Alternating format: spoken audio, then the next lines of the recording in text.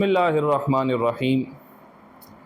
اللہ وحدہ لا شریک نے دین اسلام دیا ہمیں، تو یہ دین ہمیں ملنے میں کچھ چیزیں جو تھی وہ واسطہ اور وسیلہ بنی، جن کے ذریعے سے دین ہم تک پہنچا۔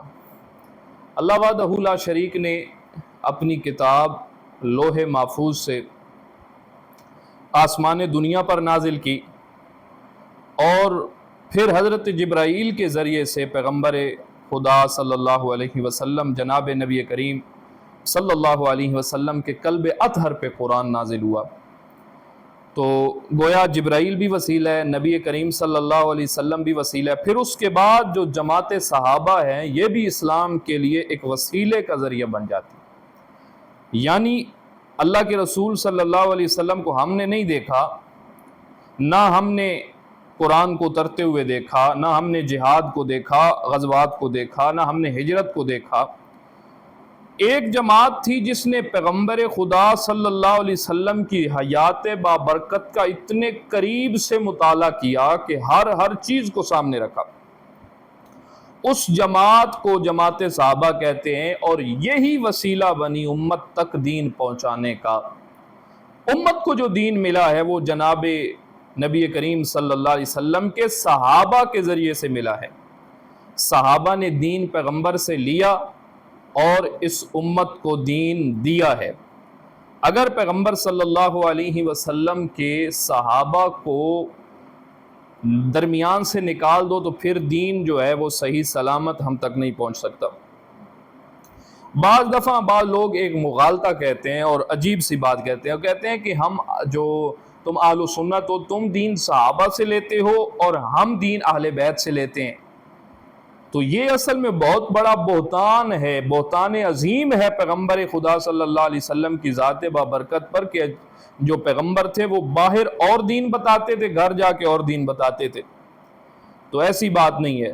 تو اب بات یہاں پہ سمجھ آ جاتی ہے کہ جو صحابہ ہیں وہ دین کے لیے ایک واسطہ اور وسیلے، ایک ذریعہ بن جاتے ہیں، اور دین ان کے ذریعے سے آگے ہم تک پہنچا ہے، امت تک پہنچا ہے۔ اگر اس واسطے اور وسیلے کو درمیان سے ختم کر دو تو پھر وہ ہم تک نہیں پہنچتا۔ اب عدو اسلام جو تھے، اسلام کے دشمن جو تھے، انہوں نے کہا کہ بھائی تم نے اگر اسلام کو متنازع بنانا ہے، تمہیں اس کے لیے واسطے اور وسیلے کو متنازع بنانا پڑے گا۔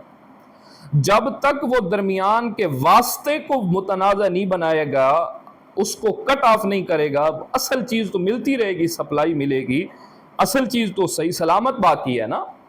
تو انہوں نے یہ سازش کی کہ سب سے پہلے جو ہے وہ اس واسطے اور وسیلے کو متنازع بنایا جائے۔ چنانچہ عبداللہ ابن سوار، اس کی اولاد اٹھی اور انہوں نے صحابہ کرام کے ایمان کو متنازع بنائے امت کے اندر۔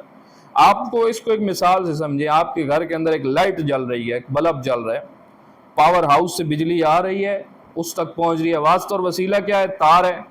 اگر تار کو کاٹ دیا جائے تو پھر بجلی بلب تک نہیں پہنچے گی، بلب روشنی نہیں دے گا۔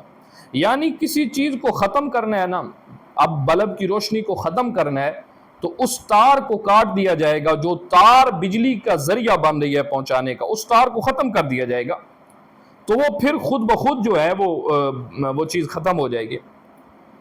تو اس کے لیے انہوں نے کہا کہ بھائی اسی طرح یہ جو واسطہ بنے ہیں صحابہ کرام، ان کے ایمان کو متنازع بنا دو، دین اسلام خود متنازع بن جائے گا، دین اسلام کی تو پھر اصل ہی کوئی باقی نہیں رہے گی، تو اس کی تو سند ہی باقی نہیں رہی۔ جب بھی دین کی سند چلتی ہے اللہ کے رسول کے بعد صحابی سے چلتی ہے، جب صحابہ کا ایمان شک کے اندر تم ڈالو گے تو پھر تو اس بات کا کھلم کھلا اقرار ہے کہ ہم نے اس واسطے اور وسیلے کو متنازع بنایا کہ جس کے ذریعے سے دین جو تھا وہ ہم تک پہنچ رہا تھا۔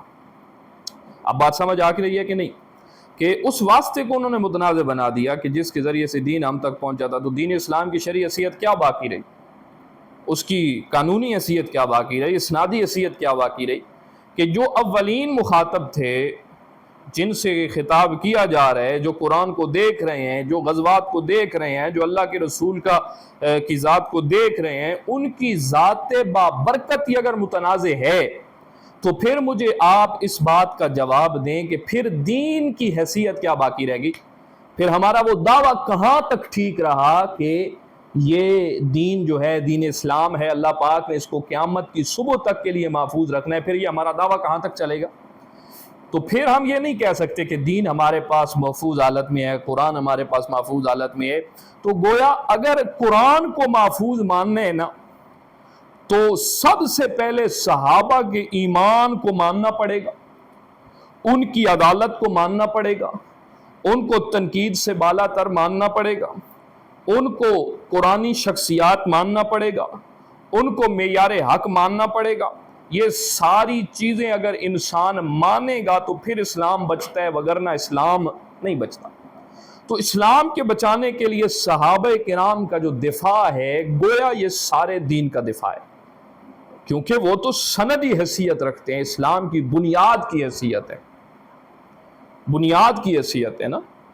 تو گویا صحابہ کا دفاع یہ قرآن کا دفاع ہے، صحابہ کا دفاع ختم نبوت کا دفاع ہے، صحابہ کا دفاع یہ شان رسالت کا دفاع ہے، صحابہ کا دفاع یہ توحید کا دفاع ہے، صحابہ کا دفاع یہ اہل بیت کا دفاع ہے، صحابہ کا دفاع جو ہے یہ سارے دین کا دفاع ہے، اور صحابہ کا دفاع جو ہے یہ دین کی جو اسنادی حیثیت ہے، یہ اس کی درستگی کی ضمانت ہے، دفاع صحابہ۔ تو جو لوگ صحابہ کرام کے اوپر مختلف قسم کے اعتراض لگاتے ہیں، اصل کے ان کے دل کے اندر اسلام کا کینہ موجود ہے، اور وہ چاہتے ہیں کہ ہم اسلام کو متنازع بنا دیں۔ اس کے لیے انہوں نے حربہ یہ استعمال کیا ہے کہ صحابہ کرام کی ذات کو متنازع بنانے کی کوشش کی ہے۔